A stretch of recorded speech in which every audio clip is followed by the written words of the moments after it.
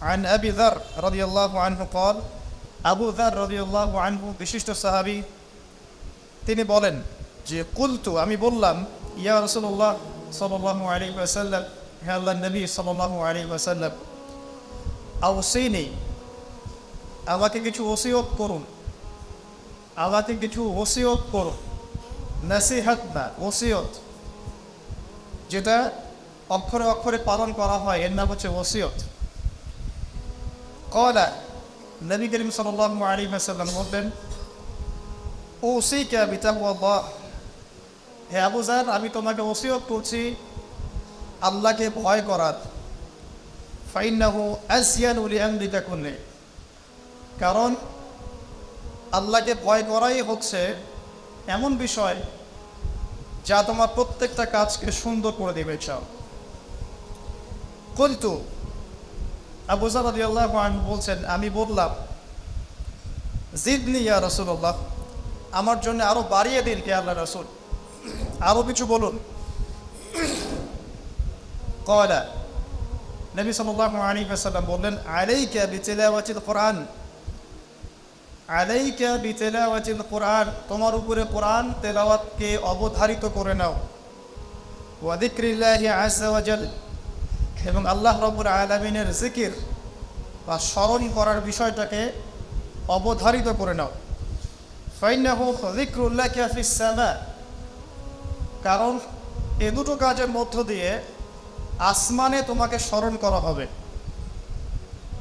আসমানবাসী তোমাকে স্মরণ করবে ওয়া নূরুন লাকা ফিল আরদ এবং এই দুটো কাজের মধ্য দিয়ে পৃথিবীতে তোমাকে নূর দেয়া হবে আল্লাহর পক্ষ থেকে নূর বা আলো দেয়া হবে কুলতু আবু যার রাদিয়াল্লাহু আনহু বলছেন আমি বললাম জিদনি ইয়া রাসূলুল্লাহ আমার জন্য আরো বাড়িয়ে দিন হে আল্লাহর রাসূল সাল্লাল্লাহু আলাইহি ওয়াসাল্লাম তিনি বলছেন ক্বালা আলাইকা বিতুলিস সামতি তোমার উপর অবধারিত করে নাও দীর্ঘ নীরবতা দীর্ঘ সময় চুপ করে থাকার বিষয়টা তোমার উপর অবধারিত করে নাও ফাইনাহু মাতরাদাতুল লিশ-শাইতান কারণ এই কাজের মধ্য দিয়ে শয়তান বিতাড়িত হয়ে যায় সুবহানাল্লাহ ওয়া আউনুন লাকা আলা আমরি দীনিক দীর্ঘ সময় চুপ থাকলে তোমার দিনের প্রতিটা কাজ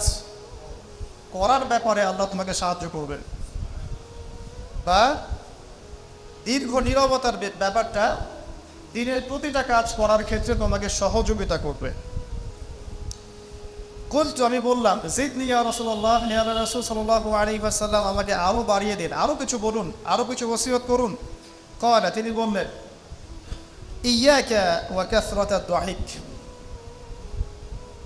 সাবধান থাকবে বেশি বেশি হাসবে না ফাইন্নাহু ইউমিতুল কলব কারণ যারা অধিক পরিমাণে হাসাহাসি করে তাদের কলব মরে যায় তাদের কলবের মৃত্যু ঘটে ওয়া ইয়াযহাবু বিনূরি ওয়াজহি এবং চেহারার মধ্যে নূর চলে যায় চেহারায় কোনো জ্যোতি বা নূর থাকে না কুলতু জিদনি ইয়া রাসূলুল্লাহ ইয়া রাসূল সাল্লাল্লাহু আলাইহি ওয়াসাল্লাম আমাকে আরো বাড়িয়ে দিন আরো কিছু ওসিয়ত করুন ক্বালা এবার তিনি বললেন সাল্লাল্লাহু আলাইহি ওয়াসাল্লাম কুলিল হাক্কা ওয়া ইন কানা মুররান সর্বদা সত্য কথা বলবে সত্যের উপর থাকবে যদিও এটা অন্যের কাছে তিক্ত হয় সত্য কথা বলবে যদিও এটা তিক্ত শোনায় কুলতু জিদনি ইয়া রাসূলুল্লাহ তিনি বলছেন আমি বললাম হে আল্লাহর রাসূল আরো বাড়িয়ে দিন আমাকে ক্বালা এবার নবীজি বললেন সাল্লাল্লাহু আলাইহি ওয়াসাল্লাম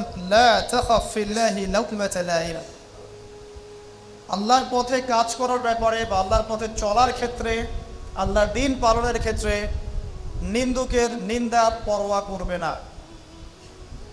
আল্লাহর ব্যাপারে নিন্দুকের নিন্দার সমালোচনার পরোয়া করবে না কুলতু জিদনি ইয়া রাসূলুল্লাহ তিনি বললেন আমি বললাম যে আরো বাড়িয়ে দিন হে আল্লাহর রাসূল আমার জন্য নবী করিম সাল্লাল্লাহু আলাইহি ওয়াসাল্লাম বললেন ক্বাল লিয়াহজুসকা আনিন নাস মা তা'লামু মিন নাফসিক যখন মানুষের ব্যাপারে তোমার নেগেটিভ কোনো মন্তব্য করতে হয় বা কারো ব্যাপারে যদি নিন্দা করতে চাও, এরকম ইচ্ছা জাগে মনের মধ্যে, তাহলে আগে চিন্তা করবে যে এই দোষটা তোমার মধ্যে আছে কিনা। অর্থাৎ নিজের নফসের খেয়ালটা তুমি আগে বেশি নেবে অন্যের নিন্দা করার আগে।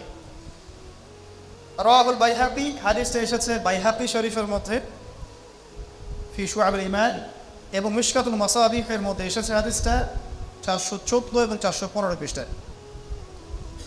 অত্যন্ত চমৎকার একটা হাদিস। আজকে আমরা ইনশাআল্লাহ আযজা ওয়া জাল এই হাদিসটার উপরে সামান্য কিছু কথা বলে আমাদের আলোচনা শেষ করব ইনশাআল্লাহ তাআলা। আবু যর রাদিয়াল্লাহু আনহু একজন বিশিষ্ট সাহাবী, আপনারা জানেন,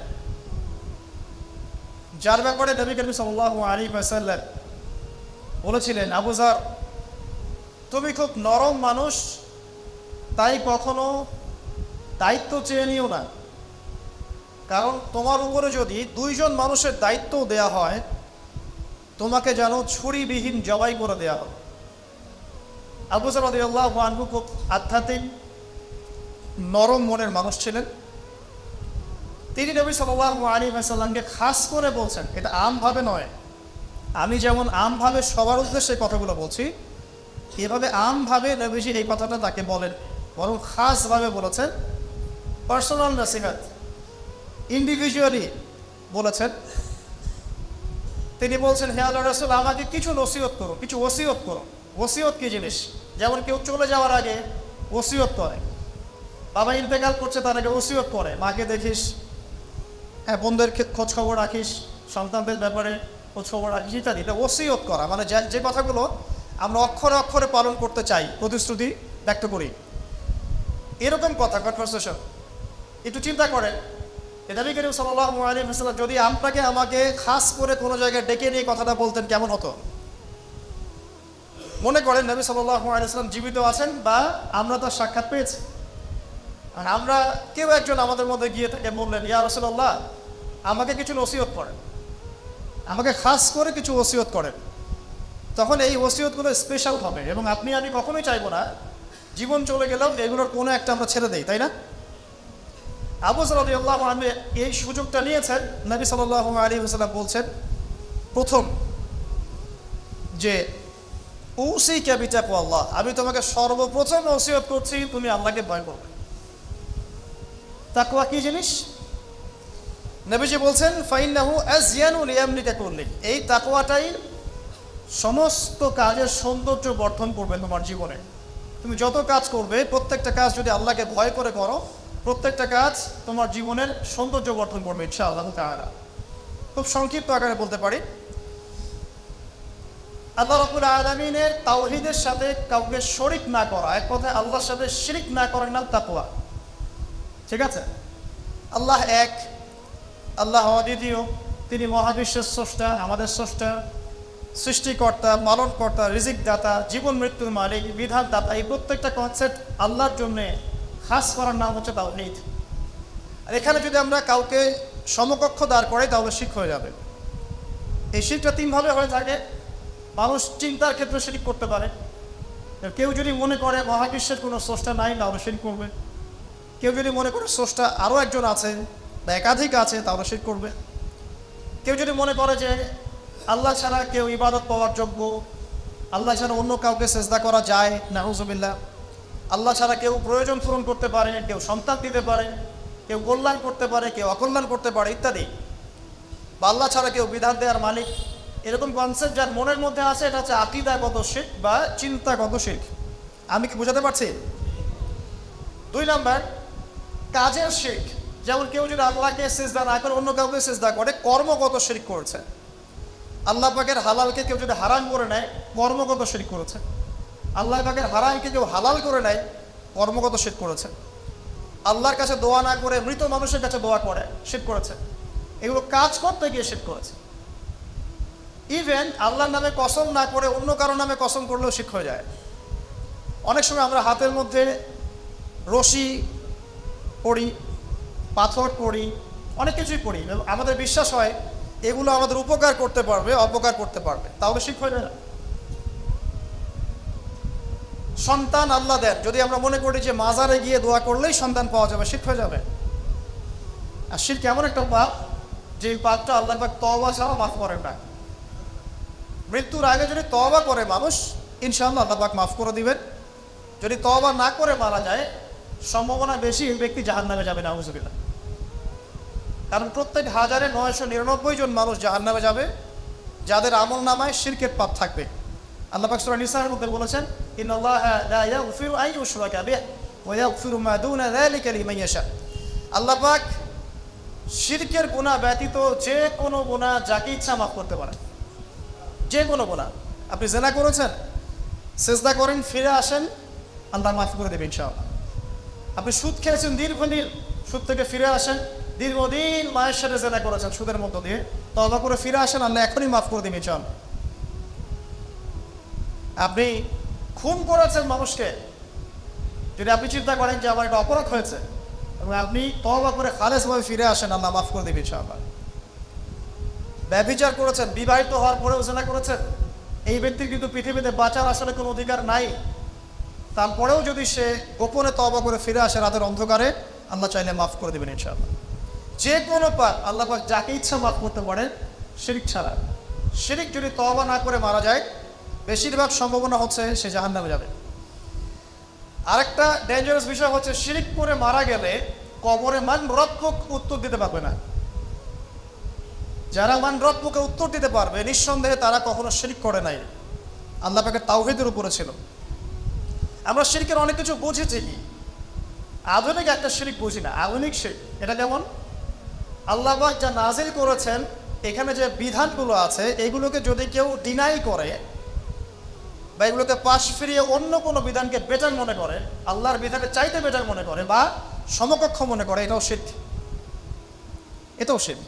আল্লাহ পাক কিছু হালাল করেছেন, আমরা যদি মনে করি এটা হারাম, তাহলে শিরক, এটাও শিরক। সূরা তাওবার 31 নম্বর আয়াতটা পড়ে দেখবেন ইনশাআল্লাহ তাআলা। যাই হোক, তাকওয়ার প্রথম স্টেজ হচ্ছে আমাদেরকে শিরক করা যাবে না, তাওহীদে থাকতে হবে ইনশাআল্লাহ তাআলা। 2 নম্বর, আল্লাহ পাকের যত আদেশ আছে এগুলোকে মেনে চলার নাম তাকওয়া। ফর এক্সাম্পল সালাত, সাওম, সাদাকা, হজ, উমরা, যাকাত, সত্য কথা বলা, পিতামাতার খেদমত করা ইত্যাদি যতগুলো আদেশ কোরআন এবং সুন্নাহর মধ্যে আছে, এগুলোকে মেনে চলা তাকওয়ার পরিচয়। 3 নম্বর, আল্লাহ পাকের যত নিষেধ আছে এই সমস্ত নিষেধগুলোকে বর্জন করার নামও তাকওয়া। শুধু আদেশ মানলাম, নিষেধ বর্জন করলাম না, এটা আসলে প্রকৃত তাকওয়ার পরিচয় নয়। আজকে আমরা মাশাআল্লাহ সবাই সালাত করেছি, কালকে সকালে যদি আমরা সুদি লেনদেন করি, আমার মধ্যে তাকওয়া আসলে নাই। আমি ধর্মীয় জীবনে পাক্কা মুসল্লি হলেও অর্থনৈতিক জীবনে পাক্কা সুদখোর থেকে গেছে। এই অবস্থায় যদি তওবা না করে মারা যায়, মায়ের সাথে জেনার অপরাধ নিয়ে কিয়ামতের মাঠে উঠবে ইনশাআল্লাহ। এটা আমার কথা না, নবী সাল্লাল্লাহু আলাইহি ওয়াসাল্লাম বলেছেন, সহিহ বুখারীর হাদিস।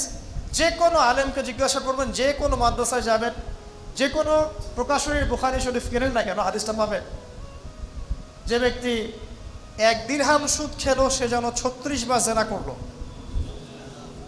আপনি যদি জানেন যে আপনার ক্লোজ কোনো ফ্রেন্ড বা আত্মীয় বা হুয়েভার ইজ সে জেনা করে বেড়ায় বা মেয়েদের সাথে, একাধিক মেয়ের সাথে তার সম্পর্ক আছে, ইলিগাল রিলেশনশিপ, আপনি নিশ্চয়ই তার দিকে সম্মানের দৃষ্টিতে তাকাবেন।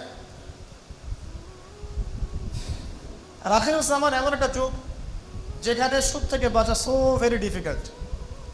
এখানে হাজারে খুব কম মানুষই সুদ থেকে বাঁচতে পারবে। যারা বেঁচে থাকবে তাদের গায়েও সুদের ছিটাফোনা এসে লাগবে, কারণ পুরো বিশ্বের ইকোনমিক সিস্টেমটাই সুদভিত্তিক। এটা পরিপূর্ণরূপে ইসলামিক ধাঁচে সাজানো এখন সম্ভব বলে মনে হচ্ছে না। আমরা চেষ্টা করতে পারি, সম্ভব কখন হবে, যখন শেকড় উপরে আসবে। আর শেকড় কখন উপরাবে, যখন মালহামা হবে। আর মালহামা কখন হবে, যখন মদিনার গুরুত্ব কমে যাবে এবং জেরুজালেমের গুরুত্ব বেড়ে যাবে। আর যখন আল মাহদী আসবেন এবং ঈসা ইবনে মারইয়াম আসবেন, তখন পৃথিবীতে ইনশাআল্লাহু আযজা ওয়া জাল ইসলাম ব্যতীত কিছুই বাকি থাকবে না। তখন ইনশাআল্লাহ তাআলা উপরের লেভেল থেকে সুদ বলতে কিছু থাকবে না ইনশাআল্লাহ। তবে এখন কি করবে, ফাত্তাকুল্লাহা মাসতাতা'তুম, এখন এতটুকু করবে, ফাত্তাকুল্লাহা মাসতাতা'তুম, তোমরা সাধ্যমতো আল্লাহকে ভয় করো। আপনার সাধ্যে যতটুকু কুলায় এতটুকু আপনি দূরে থাকবেন। পারতপক্ষে চেষ্টা করবেন সুদ যেন আপনার গায়ে না লাগে। আল্লাহ পাক বোঝার তৌফিক দান করুন, আমিন।